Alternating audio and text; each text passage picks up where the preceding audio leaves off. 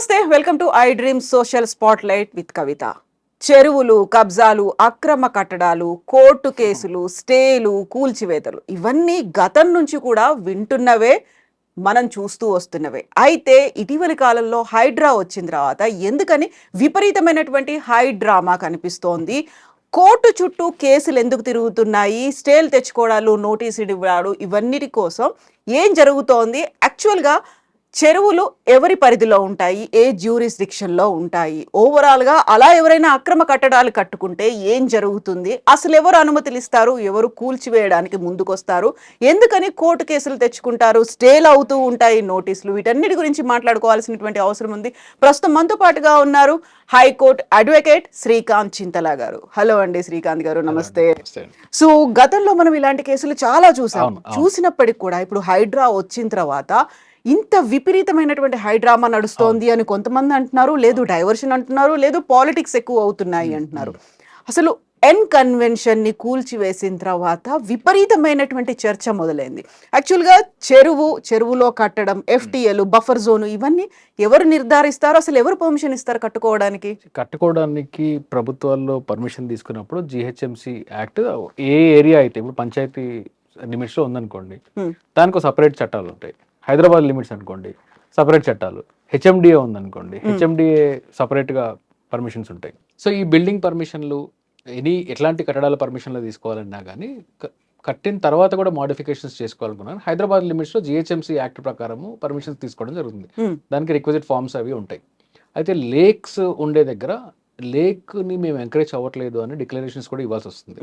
అట్లా ఇప్పుడు పంచాయతీ లిమిట్స్లో ఉండే వాటికి సపరేట్ చట్టం ఉంటుంది, హెచ్ఎండిఏకి సపరేట్ చట్టం ఉంటుంది. అట్లా ఏ జోన్కి ఆ జోన్కి సపరేట్ చట్టాలు ఉంటాయి. వాటి ద్వారా పర్మిషన్లు తీసుకున్న తర్వాత కట్టడాలు చేయడం జరుగుతుంది. అట్లాగే ఇప్పుడు కన్జర్వేటివ్ జోన్స్గా డిక్లేర్ అయిన ఏరియాస్ కొన్ని ఉంటాయి, అట్లాగే షెడ్యూల్డ్ ఏరియాస్ కొన్ని ఉంటాయి. ఇట్లా ఏదన్నా ఆ జోన్లో కమర్షియల్గా కానీ లేకుంటే రెసిడెన్షియల్గా కానీ కట్టకూడదు, పరిమితిని మించి కట్టకూడదు, లేదంటే లేక్స్ ఉన్న జోన్లో ప్రొటెక్షన్ జోన్లో ఉంది కాబట్టి కట్టకూడదు అనేవి ఏదన్నా చట్టం ఉంటే స్పెసిఫిక్గా ఆ చట్టాన్ని సాటిస్ఫై చేస్తున్నాము అని చెప్పేసి దాని మీద ఒక రిపోర్ట్ ఉంటుంది. ఆ రిపోర్ట్ వచ్చిన తర్వాత మాత్రమే కట్టడాలు కట్టడం జరుగుతుంది. అయితే ఇవన్నీ కూడా స్టార్టింగ్లో పర్మిషన్స్ ఇచ్చే దశలోనే ల్యాప్సెస్ ఉండడము, పర్మిషన్స్ ఇచ్చిన తర్వాత ఎలా కడుతున్నారు అని చెప్పేసి వచ్చి ఫిజికల్గా చూసి రికార్డ్ చేసి దాన్ని మళ్ళీ సర్వే చేసుకొని ఏమైనా ఎంక్రోచ్మెంట్స్ ఉన్నాయా, వైలేషన్స్ ఉన్నాయని వెంటనే చర్యలు తీసుకోకుండా దాని మీద డిలేస్ చేయడము, ఇవన్నీ కూడా సర్వసాధారణంగా మనకు గవర్నమెంట్లో, పర్టికులర్లీ మున్సిపాలిటీస్లో, పంచాయతీరాజ్లో మనం చూస్తూ ఉంటాం. సో ఈ ల్యాప్సెస్ అనేవి ఎప్పటి నుంచో ఉన్నాయండి.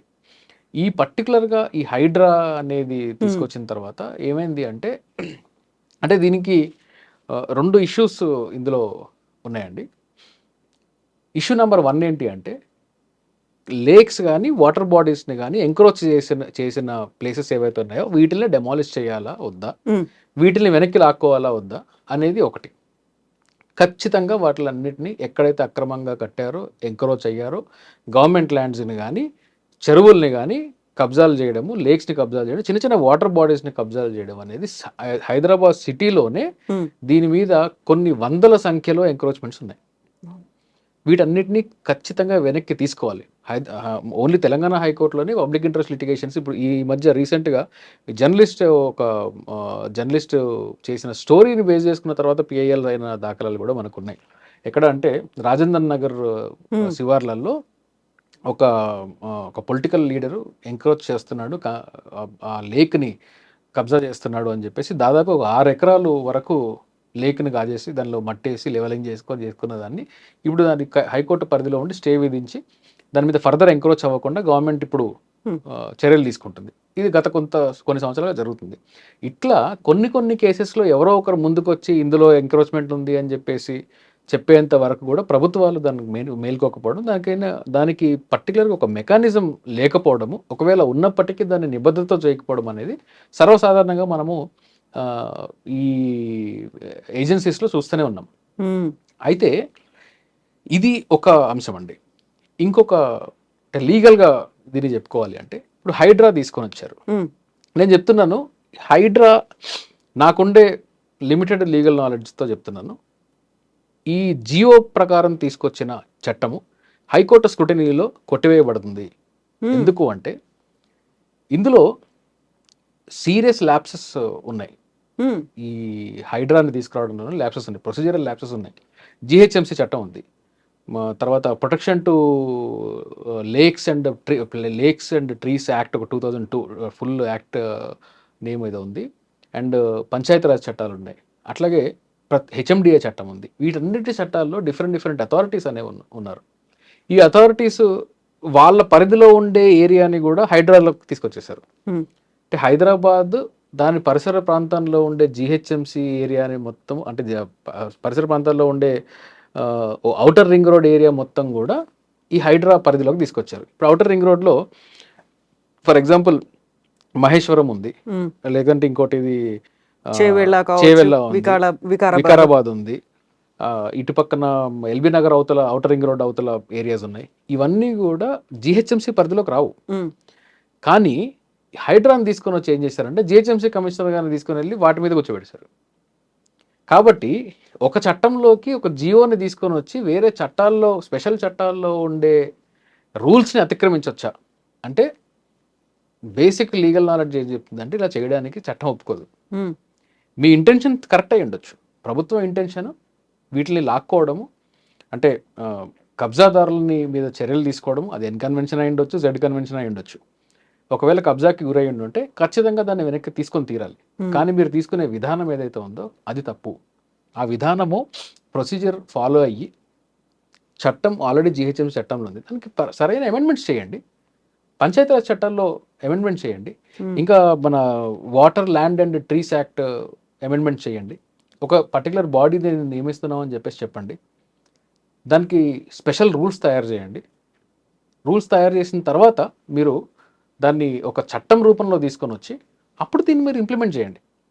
అంతేగాని జిహెచ్ఎంసీ యాక్ట్లో ఏం మార్చకుండా, వేరే చట్టాలు, పంచాయతీరాజ్ చట్టాల్లో ఉండేది మార్చకుండా, వేరే చట్టాలతో కాన్ఫ్లిక్ట్ అయ్యే విధంగా కేవలం ఒక జీవోని తీసుకొని వచ్చి నేను కట్టడాలను కూల్చేస్తాను, దీనిలో అందరికీ పరిధి ఉంది, జిహెచ్ఎంసీ కమిషనరే దానికి హెడ్గా వ్యవహరిస్తాడు అని చెప్పేసి పరిధి దాటి వెళ్ళిపోవడము. అట్లాగే మీకు ఈ తెలంగాణ కోర్ అర్బన్ రీజన్ అని చెప్పి డెఫినేషన్ ఒకటి ఇచ్చారు. ఈ తెలంగాణ కోర్ అర్బన్ రీజన్ అంటే ఏంది? అసలు చట్టంలో దానికి ఎక్కడ ఏ వెసులుబాటు కింద మీరు ఈ టీసీఆర్ అని చెప్పేసి అంటున్నారు, మీరు టీసీయూఆర్ ఎక్కడి నుంచి తీసుకొని వచ్చారు? దీని డెఫినేషన్ ఏంటి? దీని పరిధి ఏంటి? ఏమీ లేకుండా ఇది టీసీయూఆర్ అని చెప్పేసి మీరు ఊహల్లో ఒకటి రాసేసి, చట్టం రాసేసి ఈ టీసీయూఆర్ అంటే ఇదే, ఔటర్ రింగ్ రోడ్డు కింద ఉండేవన్నీ కూడా టీసీయూఆర్లోకి వచ్చేస్తున్నాయని చెప్పడానికి ఇది చట్టం ఒప్పుకోదు. ఇది ఒక ప్రొసీజర్ ఉండాలి దానికి. అంతేగాని మీరు ఇష్టం వచ్చినట్టు ఇమాజిన్ చేసుకొని చేస్తానంటే కుదరదు. కాబట్టి గవర్నమెంట్ ఇంటెన్షన్ ఇక్కడ ఏదైనప్పటికీ, అంటే పొలిటికల్గా కామెంట్స్ నేను చేయదలుచుకోలేదు. అంటే ఇప్పుడు అపోజిషన్ పార్టీస్ ఏమంటారంటే ఇది ఒక రాజకీయము, దందాలు చేయడానికో లేకపోతే బెదిరించడానికో అని చెప్పేసి అంటున్నాను. అలాంటి దాంట్లోకి నేను దిగదలుచుకోలేదు. కానీ నేను యాజ్ ఎ లాయర్ నేను ఏం చెప్పదలుచుకున్నానంటే, మీరు ఒక చట్టాన్ని తీసుకొని వచ్చేటప్పుడు స్టిప్యులేటెడ్ ప్రొసీజర్ ఫాలో అవ్వండి, అందరికీ ప్రాపర్ నోటీసులు ఇవ్వండి. చట్టాన్ని మీరు వైలేట్ చేయకుండా నేను మంత్రిని అయ్యాను, ముఖ్యమంత్రిని అయ్యాను, నాకు ఇష్టం వచ్చింది నేను జీవోలు రిచేస్తాను, చట్టం చేసేస్తాను అంటే కుదరదు. మనం రూల్ ఆఫ్ లాలో ఉన్నాం. రాజ్యాంగం అనేది ఒకటి ఉంది, దానిలో చట్టం ఎలా చేయాలనేది ఒక ప్రొసీజర్ ఉంది. అసెంబ్లీలో మీరు బిల్లు పెట్టాలి, స్టేట్ యాక్ట్ చేయాలి, ఒకవేళ అమెండ్మెంట్ చేయాలంటే అమెండ్మెంట్ చేయాలి, ఇలాంటిది ఏదైనా ప్రొసీజర్ ఉంది కదా. అప్పుడు ఆ రిలవెంట్ ప్రొసీజర్ని మీరు ఫాలో అయ్యి ఎన్ని కన్వెన్షన్లు కూలగొట్టుకుంటారంటే కూలగొట్టుకోండి. నేను I'm not advocating for an convention or anybody. ఇప్పుడు నిన్న వచ్చిన రిపోర్ట్ ప్రకారం 46 ఎకరాలు, దాదాపు 46 ఎకరాలు ఈ హైడ్రా ద్వారా రికవర్ చేశామని చెప్పేసి చెప్తున్నారు. అందులో ఎన్ని జ్యుడిషియల్ స్క్రూటినీలో నిలబడతాయి అనేది మన ముందుండే ప్రశ్న. ఇప్పుడు మీడియాలో అవైలబుల్గా ఉండే ఇన్ఫర్మేషన్ బట్టి నేను చాలా కన్వీనియంట్గా చెప్పగలుగుతాను, ఈ సోకాల్డ్ కూల్చివేతలు, నేను లేక్స్ని ప్రొటెక్ట్ చేస్తున్నానని చెప్పే మెజర్స్ ఏవైతే ఉన్నాయో జ్యుడిషియల్ స్క్రూటినీలో నిలబడే ఛాన్సెస్ తక్కువగా ఉన్నాయి.